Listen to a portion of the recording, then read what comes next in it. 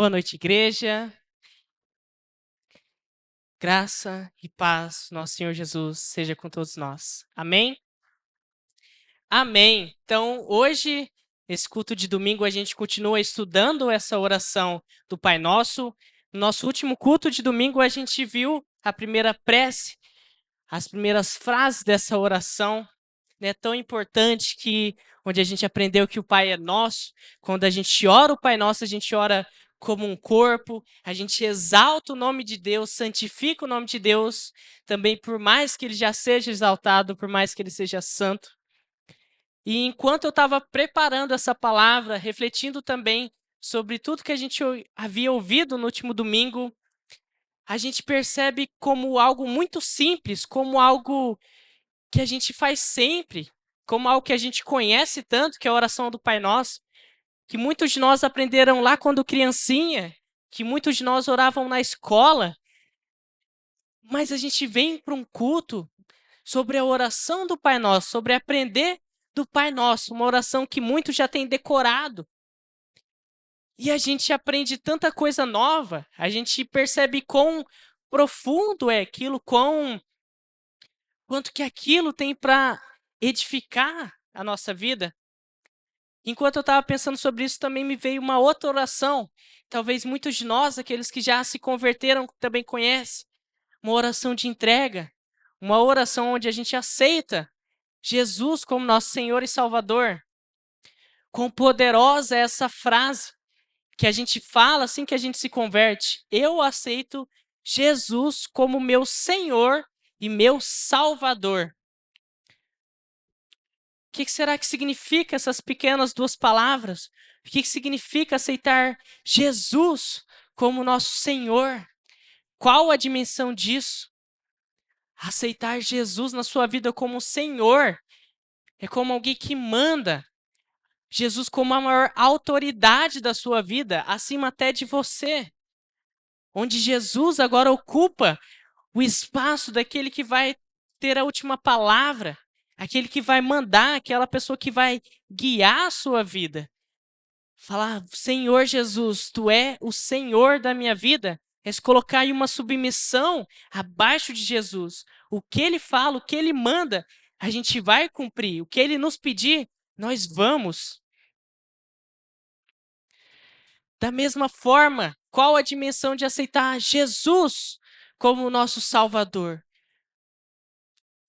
Claro, se a gente aceita Jesus como nosso Salvador, a primeira coisa que a gente declara é o quê? Que a gente precisa de um Salvador. Ali a gente está confessando quão miseráveis somos, quão pecadores nós somos, como o pecado nos afastou de Deus e a gente precisa de um Salvador. Quando a gente aceita Jesus na nossa vida como Salvador, é aceitar que Ele é o único Salvador, é o único que pode nos dar a vida eterna, é o único que a gente vai recorrer para que a gente busque, para que a gente consiga, para que a gente alcance a vida eterna. Um único Salvador, um único Senhor sobre a nossa vida. Duas palavras que a gente aceita é a base da nossa fé. Para você falar, eu sou um cristão, você tem que ter aceitado Jesus na sua vida. Duas palavras tão complexas, que ensinam, que significam tantas coisas. Quão maior vai ser, então, uma oração do Pai Nosso? Uma oração que o próprio Jesus nos ensinou, que ele disse ser uma oração completa, uma oração de ensino para que a gente baseie todas as nossas outras orações na oração do Pai Nosso, como uma regra. Então, quero convidar a igreja a abrirem suas Bíblias no livro de Mateus, capítulo 6. Evangelho segundo Mateus, capítulo 6.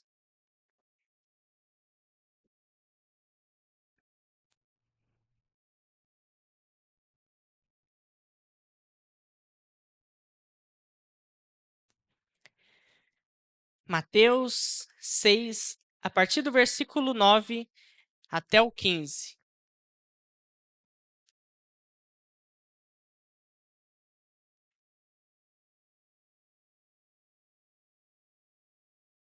Mateus 6, do 9 ao 15. Amém, igreja? Amém. Passo a ler então. Portanto, orem assim: Pai nosso que estás nos céus, santificado seja o teu nome. Venha ao teu reino, seja feita a tua vontade, assim na terra como no céu. O pão nosso de cada dia nos dá hoje, e perdoa-nos as nossas dívidas, assim como nós também perdoamos aos nossos devedores.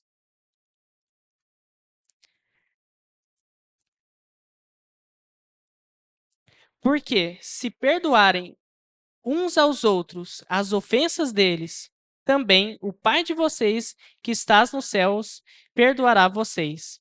Se, porém, não perdoarem aos outros as ofensas deles, também o Pai de vocês não perdoará as ofensas de vocês.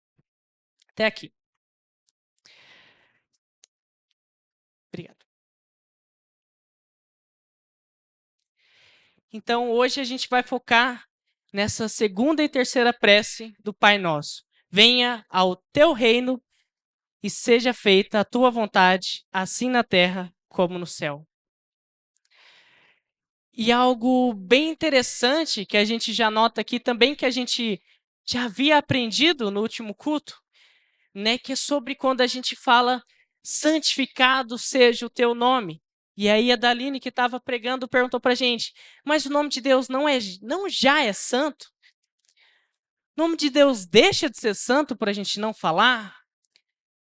Da mesma forma que o reino dos céus já vem sobre nós, já vem sobre o mundo, mesmo sem que a gente peça para Deus. Da mesma forma, a vontade de Deus sempre prevalece, mesmo sem que a gente conceda, mesmo sem que a gente peça isso a Ele. Então, por que que a gente pede? Por que que a gente fala, venha o teu reino? Deus, venha com o teu reino. Seja feita a tua vontade aqui na terra como no céu. A gente pede isso porque a gente pede para nós, para que isso seja em nós, para que o reino dos céus desça em nós, para que a vontade de Deus prevaleça sobre a nossa, para que a vontade de Deus seja aplicada cada dia em nossa vida. Mas o que significa? O que significa o reino de Deus vir sobre nós? Vem o teu reino sobre mim, Senhor Jesus. O que isso significa? E para que a gente entenda isso, a gente tem que pensar o que é o reino de Deus. Uma palavra corriqueira que a gente sempre fala, mas qual o seu significado? Onde está o reino de Deus? Ele ainda vai vir, ele já está aqui. O reino de Deus é um reino espiritual, um reino onde cada um que aceitou Jesus verdadeiramente, de todo o coração, essa pessoa sim faz parte desse reino. Essa pessoa faz parte do reino de Deus. É um reino espiritual que um dia irá de dominar tudo. O dia da eternidade. O dia em que o príncipe da paz voltar aos céus, porque ele nos prometeu que ele vai voltar. Esse reino espiritual que habita em nossos corações, qual a gente faz parte, há de descer um dia, dominar todos os reinos, ser o reino dos reinos, descer aqui na terra, o reino dos céus, o reino de Deus. Mas, como eu disse, esse reino já está presente aqui, ele é presente em nossos corações, naqueles que creem na mensagem. Mas quando a gente também pede, vem o teu reino, a gente espera ansiosamente pela volta de Jesus, pelo dia que esse reino dominará os reinos da terra, onde viveremos na plenitude desse reino, sobre total autoridade de Deus, onde Jesus será o governador, onde Jesus será o rei do reino dos céus. Mas a gente também tem um papel de viver reino, porque o reino está em nós, porque a gente já vive um pedaço desse reino aqui na terra. E Jesus, ele nos capacita para isso. Ele nos chama a viver esse reino, a viver essa autoridade debaixo de Deus. Um pouco mais à frente, quem quiser acompanhar, ainda no capítulo 6 de Mateus, no versículo 33, Se alguém quiser acompanhar, Mateus 6:33.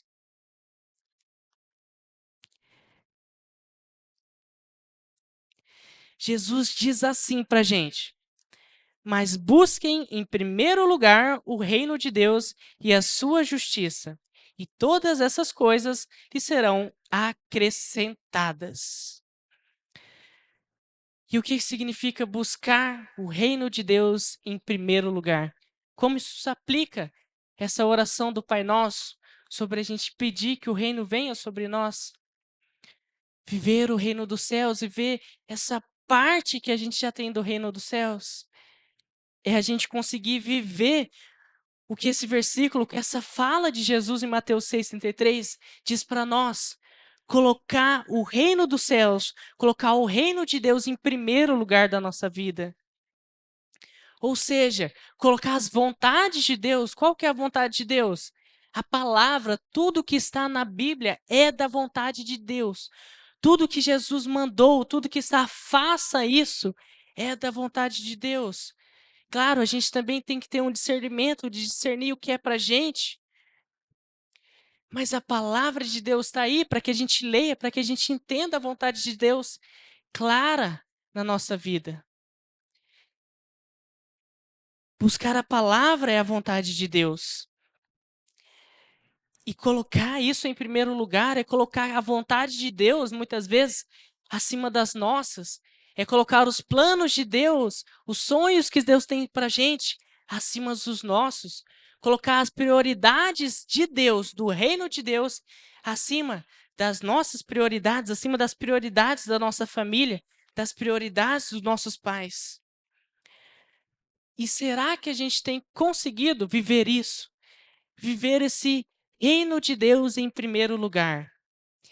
A gente pensar, será que os planos de Deus, a vontade de Deus, os mandamentos de Deus são em primeiro lugar na minha vida? São o que eu mais ocupo meu tempo? É a primeira coisa que eu penso ao acordar? É uma tarefa difícil. Será que queremos que o reino de Deus venha realmente sobre nós e que a vontade de Deus prevaleça sobre as nossas vontades? Será que estamos prontos para falar isso? Porque a gente já falou, a gente cantou, a gente orou o Pai Nosso.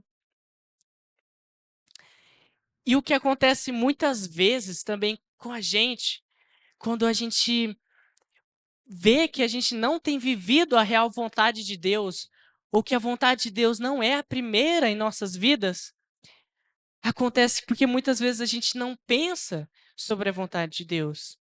A gente vive de forma muito individual, onde o ser humano se acha que sabe muito e a gente sempre acha que tipo que algo é muito simples para que a gente leve a Deus. Se eu sei que aquele emprego vai me pagar mais, é lógico que eu tenho que aceitar ele.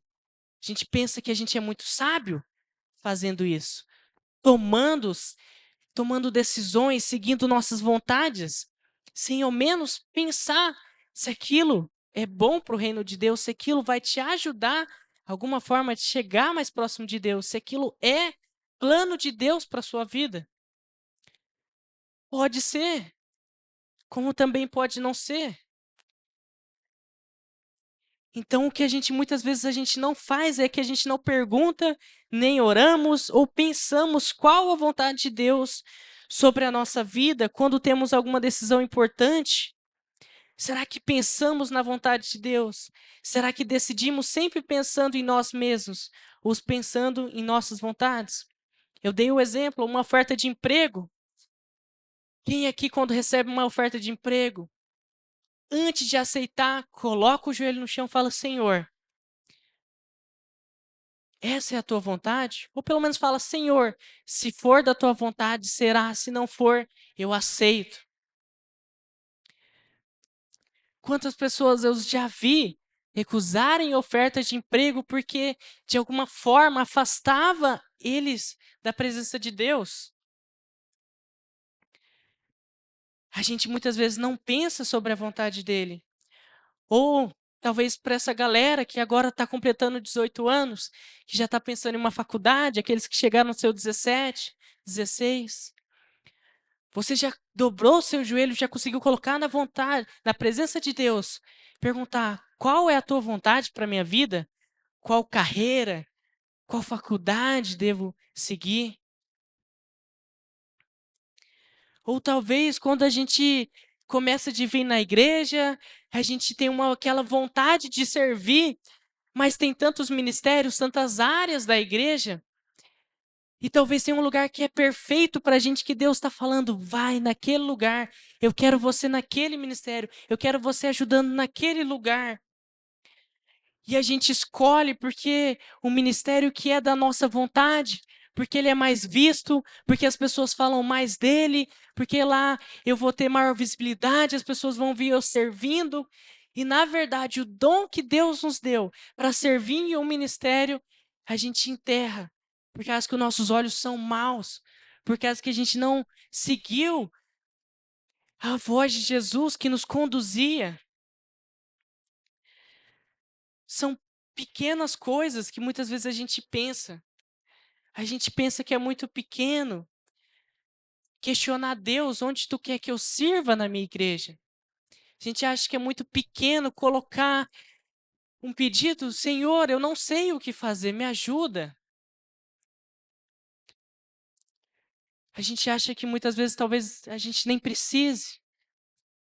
Mas Deus, se você aceitou Ele como seu Senhor, se você quer que Ele reine sobre a sua vida, Ele quer fazer parte de cada uma das suas escolhas. Ele quer que você fale com Ele cada hora do dia, toda vez que tu for fazer alguma coisa, na hora que você acordar, na hora que você for para o trabalho. Ele quer fazer parte da sua vida, não só das coisas que você julga serem mais importantes, mas de cada parte. Então, irmãos, nós nos sujeitamos à vontade de Deus. Se a gente se coloca nessa submissão, sujeitar à vontade dele, eu quero que a vontade de Deus reine na minha vida, prevaleça a minha vontade. A gente também precisa fazer outra coisa, quer dar tempo a ele. Muitas vezes a gente talvez até ora, até lembra de colocar diante de Deus qual a tua vontade, mas em seguida a gente já vai lá e faz porque fala que ele não nos respondeu. Então, dar tempo também para que Deus fale ao nosso coração também é algo essencial. Nós precisamos aprender a colocar sempre nossos pedidos a Deus, mas pedindo que sempre a vontade dele prevaleça sobre a nossa. A gente pode sonhar? Amém. A gente pode planejar a nossa vida? Glória a Deus. A gente pode fazer a nossa vontade? Sim. Mas que acima dos seus sonhos, acima dos teus planos, acima da tua vontade, que tu consiga colocar a vontade de Deus, os planos de Deus, os sonhos de Deus, acima dos seus, acima dos meus. Assim como igreja também. Que a igreja sonhe, que a igreja planeje, que a igreja continue crescendo, mas que sempre buscando olhar, observar a vontade de Deus sobre a nossa igreja. E quando Deus revela essa vontade dele sobre nós, ele nos chama a dar um passo agora. Quando ele mostra a gente qual é a sua vontade, o que ele quer que a gente faça, ele nos chama a dar um pequeno passo de fé. Ele nos chama a ir. Ele nos chama a confiar que se é a vontade dele, se Deus quer aquilo, vai ser cumprido. Se Deus te chamou para fazer a vontade dele, é porque ele vai te usar, ele vai te capacitar para chegar ao objetivo dele. Afinal, ele é Deus. O que ele quer, acontece. Então, Deus nos chama a, com fé, cumprir a vontade dele. Se a vontade de Deus, se você entendeu que a vontade de Deus, se o que Deus falou com você hoje, ou falou em algum PG, é que você comece a falar dele, pregado o evangelho na sua vizinhança, nos seus vizinhos, aquelas pessoas do trabalho, que eu possa ter fé nele, sabendo que ele vai me capacitar para isso. Que eu não questione falando, mas Senhor, eu não sei falar, ou eu não sou tão sábio da Bíblia, por mais que eu leia ela, ou Senhor, existem outras pessoas melhores preparadas para pregar. Não. Quando Deus nos chama a cumprir a sua vontade, a participar da sua obra, é nosso papel como os cristãos dizer sim, Senhor, com fé que Ele vai estar agindo.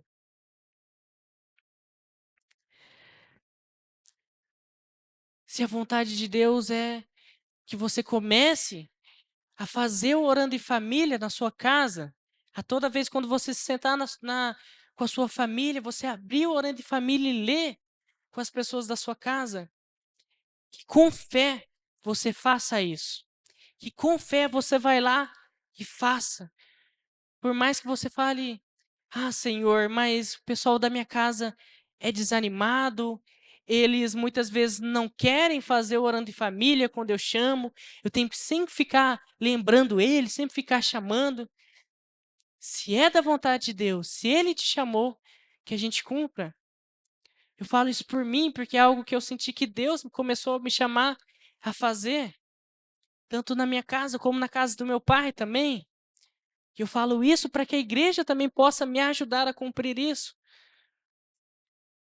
Mas o que a gente não pode fazer é ter falta de fé e acreditar que Deus não é capaz de nos usar. Se é da vontade de Deus, que com fé a gente saiba que Ele é Deus fiel de cumprir a sua palavra. O reino de Deus venha sobre nós e que a vontade dele seja feita acima da nossa. Buscar em primeiro lugar o reino de Deus. Tudo isso que a gente ouviu hoje, buscar em primeiro lugar o reino de Deus, pedir, clamar que Deus venha com o teu reino sobre nós. Falar, Senhor Jesus, eu tenho as minhas vontades, mas que as tuas vontades estejam sobre as minhas. Tudo isso também envolve um relacionamento com Deus. Envolve aquilo que é palavra de Deus, mandamento dele, aquilo que é da sua vontade. Sempre estar em primeiro lugar. Tudo isso para que a gente consiga viver, tudo isso para que a gente consiga falar com fé. Venha o teu reino, venha o teu reino sobre mim. Jesus, igual a gente cantou em um dos hinos, reina em mim com o teu poder, reina no meu coração. Para que a gente consiga falar, Senhor Jesus, eu quero viver a tua vontade, não mais as minhas. Quero abandonar as vontades da minha carne, viver as tuas vontades que são santas. Senhor, eu quero colocar a tua palavra, o teu reino acima de tudo na minha vida. Precisa que a gente se relacione com ele. Precisamos estar firmes na fé. Precisamos estar buscando ele todos os dias. Deus quer reinar em nossas vidas, quer estar acima de todas as coisas. Mas isso é difícil. É difícil colocar Deus em primeiro lugar. É difícil a gente priorizar muitas vezes o nosso tempo com Deus, com toda a correria. É difícil cuidar para que os nossos olhos estejam fixados na cruz e que quando o dinheiro, quando a oportunidade de dinheiro, quando a ganância vem, quando a maldade, é difícil a gente continuar com os olhos fixos na cruz, não tirar por coisas do caminho, coisas desse mundo. E por isso que a gente precisa ter um bom relacionamento, ter um bom relacionamento com a igreja, com nossos irmãos. No livro do Catecismo Maior de Lutero, ele deixa uma frase para a gente que exemplifica muito bem tudo o que a gente falou aqui hoje, mas também o que é ser um cristão. Ele diz: ninguém pense que vai ter paz. Pelo contrário, terá que colocar em segundo plano o que tiver na terra: bens, prestígio, casa, propriedade, mulher, filhos, o próprio corpo e a própria vida. tudo que é bem, tudo que um ser humano praticamente pode conquistar, nada pode estar em primeiro lugar além de Deus. Qualquer outra coisa é idolatria. É você chamar, por exemplo, a sua casa ser a coisa mais importante de teu Deus. É você chamar os seus bens de o teu Deus, se isso está em primeiro lugar. Lutero nos questiona sobre isso, nos lança esse desafio, falando: não pense que seguir a Jesus vai ser fácil, vai ser uma vida de paz, vai ser uma vida sem renúncia, que eu vou viver com tudo que eu já tenho e ainda mais bênçãos, né? Porque afinal Ele é Deus. Mas não, viver com Jesus, caminhar com Jesus, andar junto a Ele, ter um relacionamento com Ele, exige sacrifícios, exige renúncias, renunciar o primeiro lugar da nossa vida para que Deus sempre esteja lá. Na vida de um cristão, nada pode estar acima de Deus. E aí eu te pergunto, em qual lugar da sua vida Deus está hoje? Qual lugar? Faz um top 5 das coisas que você mais pensa, que você mais ocupa o tempo, das coisas que você mais se preocupa no seu dia a dia, naquilo que você nunca esquece, aquilo que você lembra quando você acorda e a última coisa que você pensa ao adormecer. Qual lugar do top 5 está Deus? Quantas coisas estão na frente de Deus? Será que tem alguma? Quantas coisas hoje você tem colocado acima de Deus? Talvez o seu trabalho, que você está atrasado porque ainda precisa entregar muita coisa, porque está começando o ano, porque é um emprego novo. Talvez seja até a sua família, que por mais seja algo muito bom, que Deus quer para a gente, mas Ele não quer que a nossa família tome o tempo dele. Ele quer primeiro Ele, mas também a nossa família. Qual lugar Deus está? Quantas posições Deus tem perdido? Quantas coisas tem feito você deixar Deus de lado? Às vezes não é nem algo que está sempre na sua vida, mas quantas coisas aparecem na sua vida que simplesmente acontecem. E isso acaba afastando você de Deus, isso acaba minando o seu coração. Uma briga com o irmão, uma briga familiar, uma discussão no trabalho, que aquilo ocupa a tua mente de uma forma que você se enche de raiva ou de tristeza e aquilo mina o seu coração de tal forma que muitas vezes aquilo, por mais que seja por um curto período de tempo, também ocupa o lugar de Deus. E pode ser qualquer coisa ocupando esse lugar: trabalho, bens, o dinheiro, o nosso corpo ou até mesmo a nossa família. Nosso próprio corpo, irmãos, não pode estar em primeiro lugar. Jesus também fala que o homem não pode servir a dois senhores, porque amará um e odiará o outro. O homem não pode servir a Deus e ao dinheiro. Quantas pessoas a gente não tem visto se perder por causa de ganância? Nem são pessoas ricas, nem são pessoas com tanto dinheiro, mas pessoas que olham tanto para o dinheiro, tipo, eu quero conquistar isso, eu preciso desse dinheiro. E quando conquistam aquilo que eles pensavam ser um luxo, eles sempre querem mais e mais e mais. E lá no final da vida, quando eles percebem que o dinheiro, ele acaba, o dinheiro ele se desfaz, o dinheiro não é eterno, aí nós lembramos de Deus. O que tem colocado, o que você tem colocado em primeiro lugar da sua vida? E se Deus quer reinar em nossas vidas, quer que a gente viva primeiramente a vontade dele, para isso precisamos colocá-lo novamente em primeiro lugar de nossas vidas. Temos que buscar viver o reino de Deus em primeiro lugar. temos que entregar a nossa vida a Ele para que a sua vontade prevaleça. Quero convidar o Ministério de Música já ir subindo e nesse tempo agora, onde eles vão cantar o último hino, se você sentir no seu coração que você precisa vir aqui à frente, quiser que algum irmão ore por você, se você sentir que você precisa que alguém ore por você, mas talvez não quer vir aqui à frente, mas chegue em algum irmão, pode ser o que está do seu lado, peça uma oração. Se Deus te tocou de alguma forma, te confrontou de alguma forma com essa palavra, se Deus te mostrou o que você tem adorado no lugar dele, o que você tem posto em primeiro lugar da sua vida, no lugar dele. Se ele está te chamando a confessar, confesse. Se ele está te chamando a mudar, que você leve a sério para mudar isso na sua semana.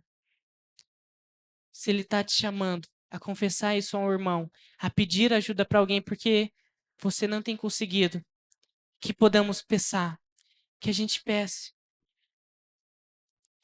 Porque como a gente viu hoje, quando Deus nos chama a fazer a vontade dele, é um passo de fé. A gente ir, a gente seguir. E assim, depois que você orar, depois que você entregar isso a ele, da próxima vez que você orar, venha o teu reino e seja feita a tua vontade, assim na terra como no céu. Que você se lembre disto hoje. Que você se lembre dessa palavra que te confronta sobre o primeiro lugar da sua vida, sobre essa entrega que você irá fazer hoje. E assim você possa orar essa oração do Pai Nosso de todo o seu coração.